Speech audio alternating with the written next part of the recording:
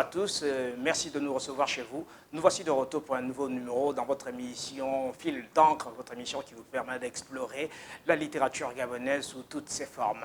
Aujourd'hui, nous recevons l'auteur gabonais Éric Joël Bécalé, particulièrement auteur de plus d'une vingtaine de publications. Anciennement ambassadeur-directeur au ministère gabonais des Affaires étrangères, actuellement conseiller diplomatique du maire de Libreville et président d'honneur de l'Union des écrivains du Gabon, UDEG. Pour rappel, Éric Joël Bécalé a reçu en 2018 à Dakar, au Sénégal, le prix Sembène Ousmane du roman 2018. Dans cette émission, ce dernier vient nous parler de sa dernière œuvre littéraire. Il s'agit d'un roman épique en 4 temps, intitulé La légende de Niamoto, publié chez les éditions Graines de Pensée à Lomé au Togo en mars 2019.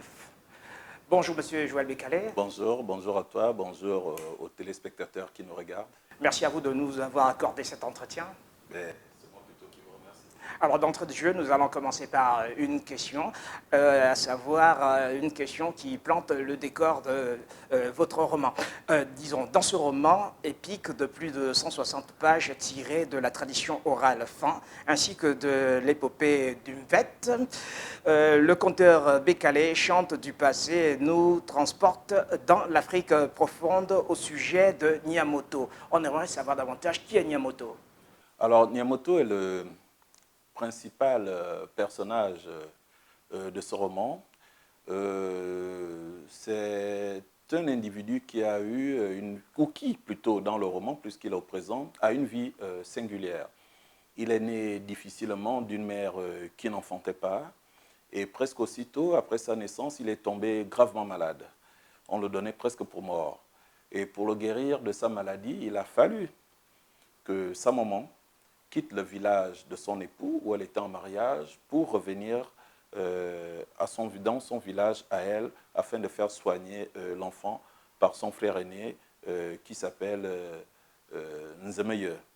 Ce monsieur qui est en vérité un très grand maître, initié à de nombreux rites, à de nombreuses traditions, va donc non seulement soigner cet enfant, mais pour parler comme chez nous, le travailler d'une certaine manière afin qu'il devienne dépositaire de pouvoir incommensurable, très énorme. Voilà. Là, on constate que Niamoto a une particularité, celle d'aimer le malamba et la viande en particulier. Oui, mais nous sommes dans le contexte villageois. Hein. Il faut dire que si cette œuvre, si cette histoire est, comment dire ça, est née de mon imagination, je me suis beaucoup appuyé sur l'Umvet.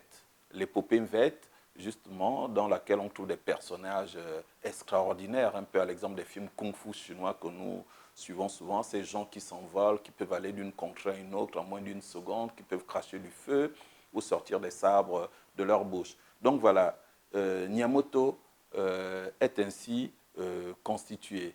Et s'il aime le malamba c'est l'alcool, hein, issu des distilleries traditionnelles du village, la viande, parce qu'il est chasseur et il mange essentiellement de la viande.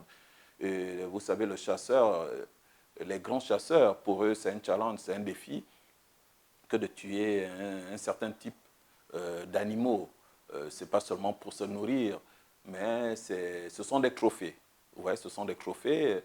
Plus on abat d'animaux, plus on abat ou qu'on tue des animaux d'une certaine envergure, ben, on occupe une place encore un peu plus importante dans son environnement traditionnel, dans son village. Alors, vous avez déjà anticipé sur une question que j'étais censé vous poser, c'est celle de, en rapport avec l'affrontement de Niamoto et un chef d'ordre d'éléphant. Et cet affrontement a un caractère surréaliste, vu qu'il y a des choses impressionnantes que l'on y découvre là-dedans.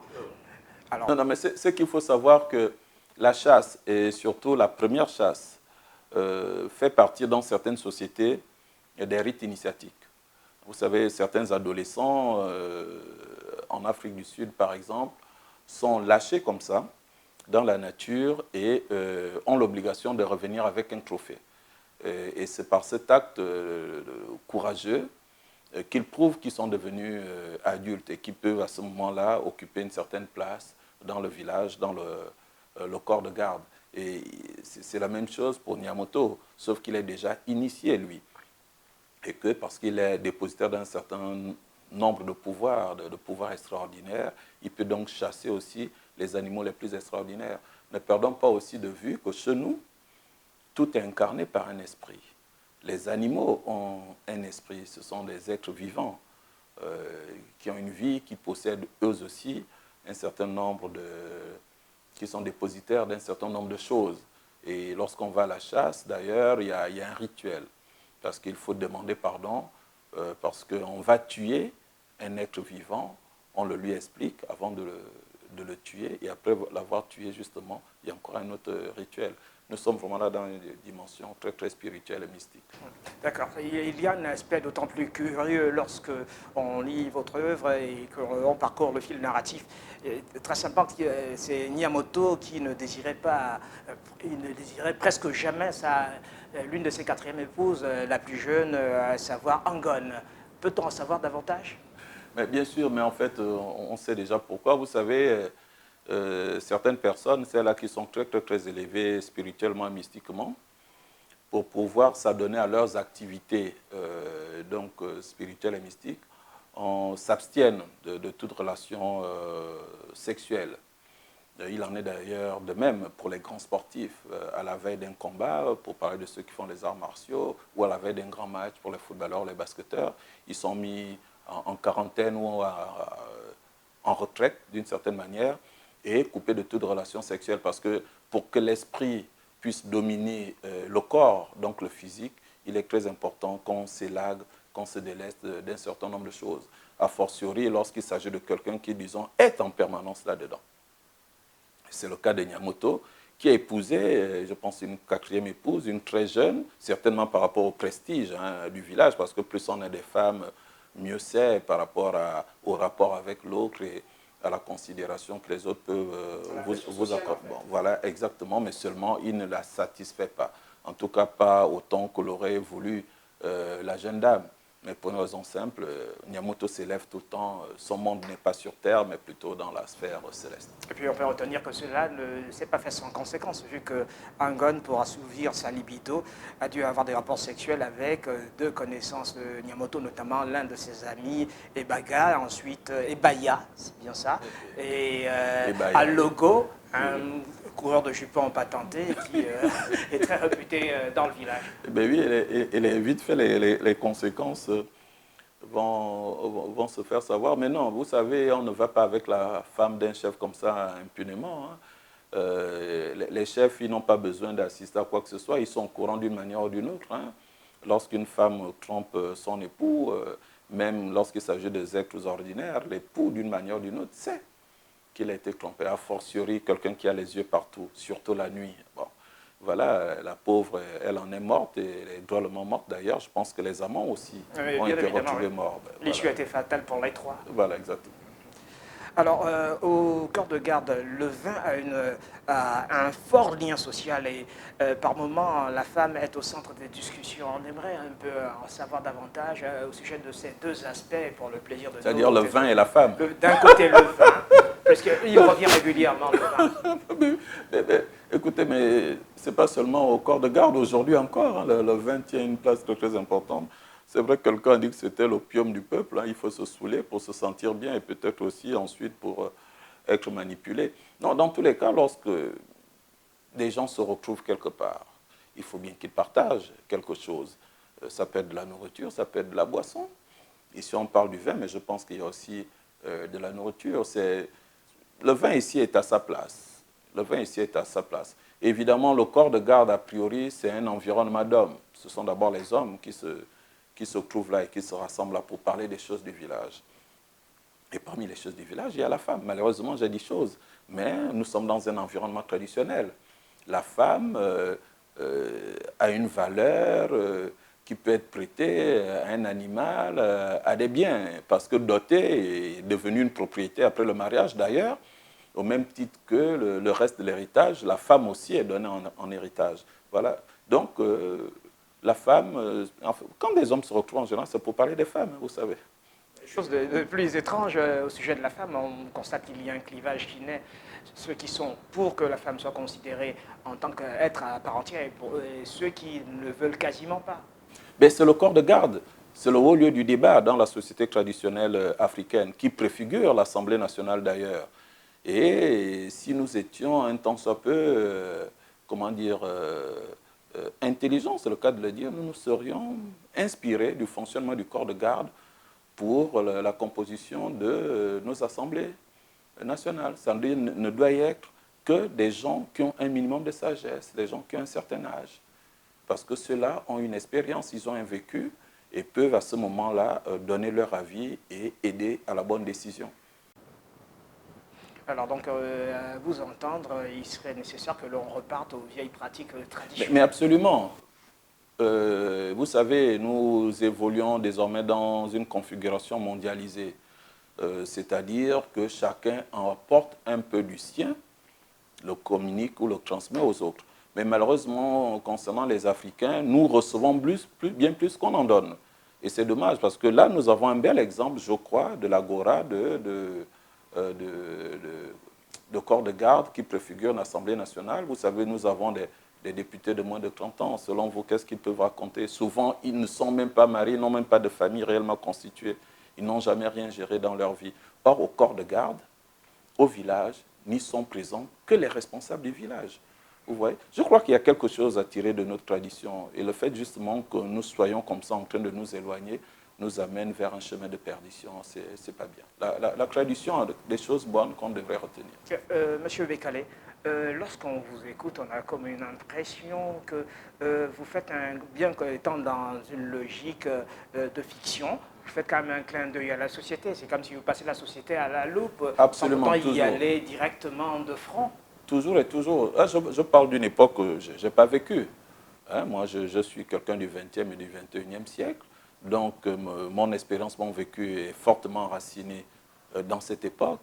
Mais voilà, il y a quelques éléments de culture que je possède qui me viennent de mes ancêtres. Et à partir de là, j'essaie de trouver un juste milieu. Je fais un mélange pour produire ce que vous avez entre les mains. Et moi, je suis convaincu que l'arbre qui résiste à la tempête, et c'est celui qui a les meilleures racines. Alors nous allons y aller davantage avec notre personnage, il s'agit de Nzemeye, oncle maternel de Niamoto. Nzemeye, merci.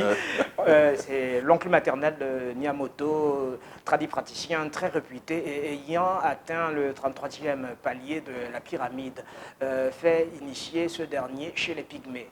Alors, on aimerait d'un côté en savoir davantage au sujet de ce personnage et puis éventuellement savoir dans quelles conditions Niamoto a été initié chez les Pygmées et pourquoi éventuellement. Bon, je disais tantôt que Niamoto, très jeune, est tombé gravement malade. Et pour qu'il s'en sorte, il a fallu que sa maman l'amène dans sa famille auprès de son oncle Nzemeye. Et Nzemeye lui-même, qui est un grand initié, on ne naît pas toujours initié, il y en a, mais on ne naît pas toujours initié. Lui-même a reçu son initiation des Pygmées. Alors, il a pensé que face à la maladie, parce qu'on peut l'appeler comme ça, de son fils, il fallait qu'il aille à la source même du savoir, à la source même de la connaissance spirituelle et mystique, donc vers les Pygmées. C'est comme ça qu'il l'a mené là-bas, parce qu'il a dû considérer que ce cas était au-dessus de ses moyens et qu'il fallait que ses maîtres à lui se penchent sur cet enfant, et c'est ce qui s'est passé. Nous sommes dans le cadre du patrimoine culturel et immatériel et on pense aussi aux peuples autochtones pour nous ramener à la considération. Et c'est justement un clin d'œil au peuple pygmée. Hein. Il y a une superbe description, je pense, de l'environnement sociétal du monde pygmée. C'est justement pour qu'il ne soit pas oublié. Le caractère ethnique, ethnographique. Voilà. Et voilà.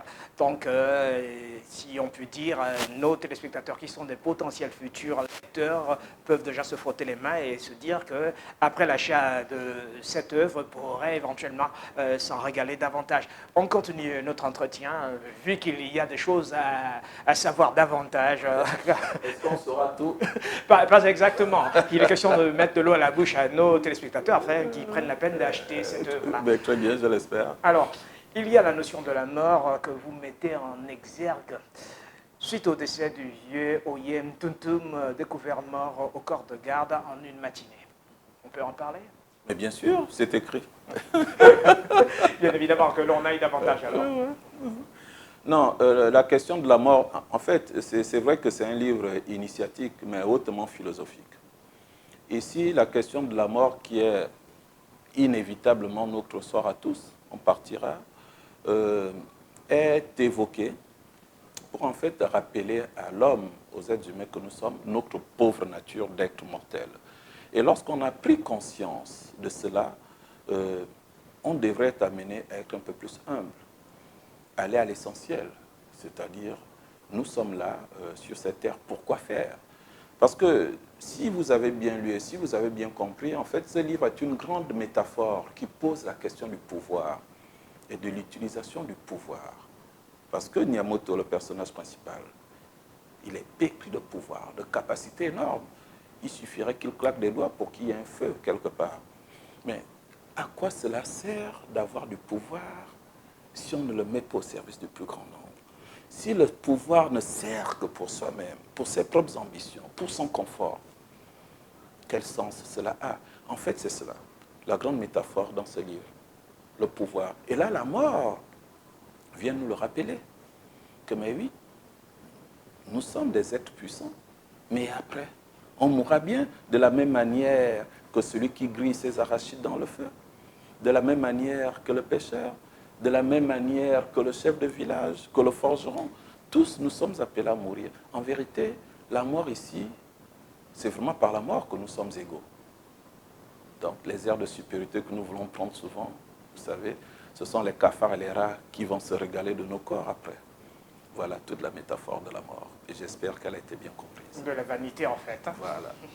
Alors nous allons nous tourner dans un tout autre angle, notamment au sujet de l'organologie, la science qui étudie les instruments de musique. Alors là, on parle évidemment de l'instrument de musique de Niamoto appelé Nkeba Mfouam.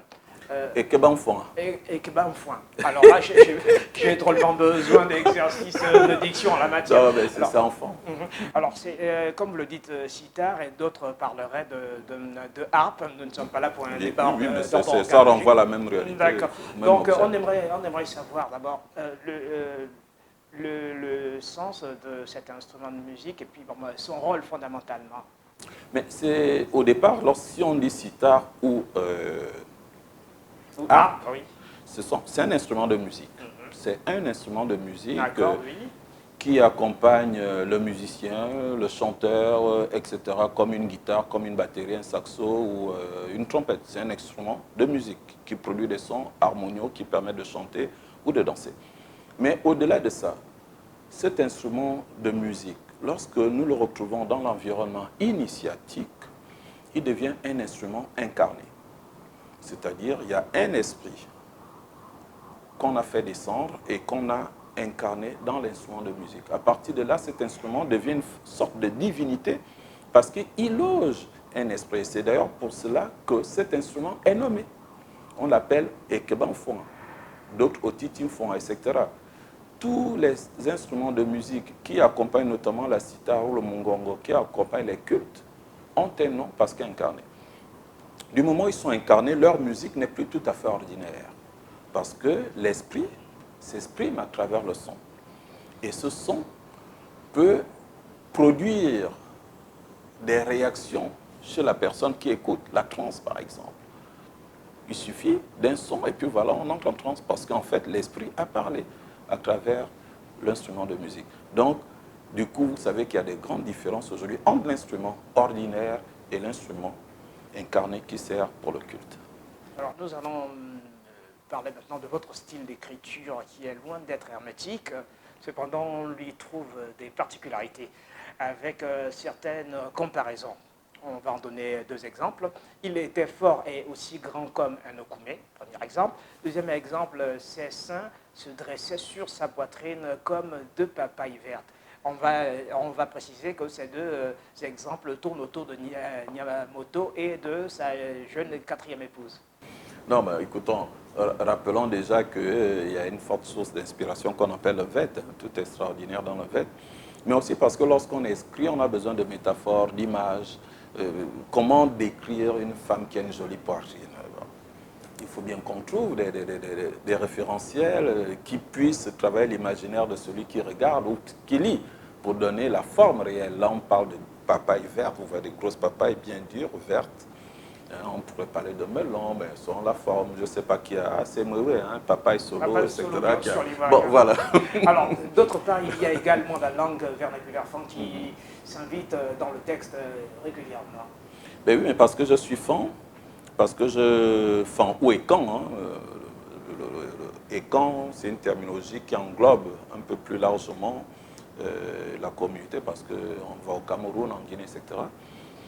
Mais parce que j'ai un devoir de mémoire et aussi une obligation de promotion de ma propre culture, qui est celle du fond. C'est pourquoi, de temps en temps, je ne sais pas écrire en fond, parce que, bon, malheureusement, nous n'avons pas d'écriture en tant que telle. Mais de temps en temps, comme ça, il y a quelques phrases, quelques mots que j'essaie de ressortir dans mes écrits. D'autres le font pour le Pounou, le Mienné, etc. Moi, je le fais pour le fond. Bien, ben, pour ce qui est des personnages, on en avait déjà parlé au début, et le personnage le plus truculent qui revient, il s'agit de l'oncle Nyamoto Nzemeye. En fait, l'aspect qui nous intéresse, c'est le fait qu'il ait pu être initié à différents rites traditionnels du Gabon, le biri, le ombuiri, le melan et le koukoué. Avec toutes ces particularités-là, ça nous donne quel type de personnage comme ça? Mais peut-être un surhumain. Non, vous savez, tous les rites initiatiques se valent hein, pour les initiés qui nous regardent. Que vous soyez initié au Ndjembe, à l'Okukwe, au Bouiti, au Ndjobi. Disons, ce sont les aspects rituels, c'est-à-dire tout ce qui est, j'aimerais dire, protocolaire. Hein, la manière de faire qui peut être différente, mais l'essentiel, l'objectif est souvent exactement le même. Et je vous dirais même, vous prendrez la religion catholique, hein, c'est pareil. Hein.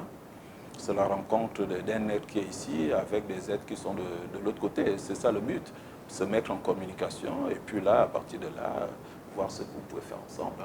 Parce que l'initié, il vit dans les deux mondes, le vrai, dans les deux mondes en même temps. Il est en perpétuelle communication avec l'au-delà, avec ceux qui l'ont précédé, qui sont devenus des entités, qui existent bien. Vous savez, dans la religion catholique, on parle des saints.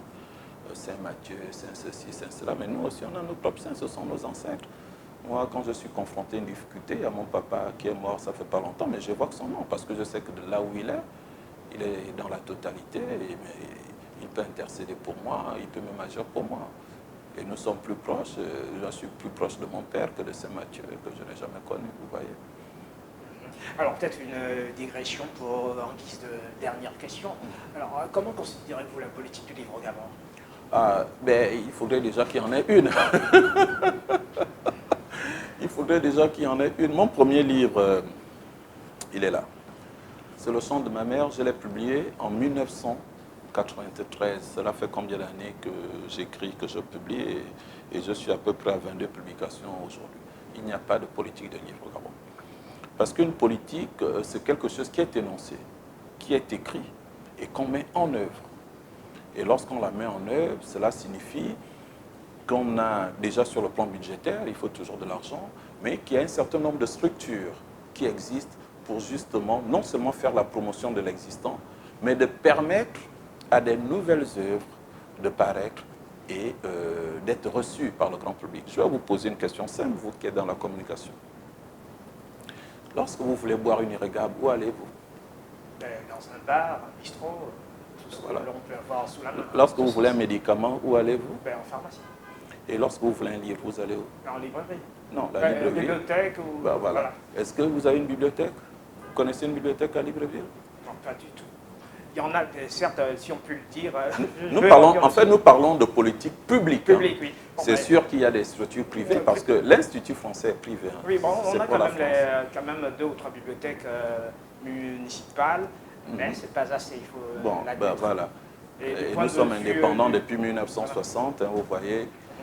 L'enfant dont les parents sont modestes, vous voyez, les livres coûtent cher parce que pour bien faire ses études, il faut des livres. Consulter les livres qu'il ne peut pas acheter s'il n'y a pas de bibliothèque. Nulle part. Et donc, il est voué, sa scolarité est vouée à l'échec. Bien sûr. Merci. C'était l'auteur gabonais Éric Joël Bécalé. auteur du roman La légende de Niamoto, publié chez Éditions Graines de Pensée en 2019 à Lomé, au Togo.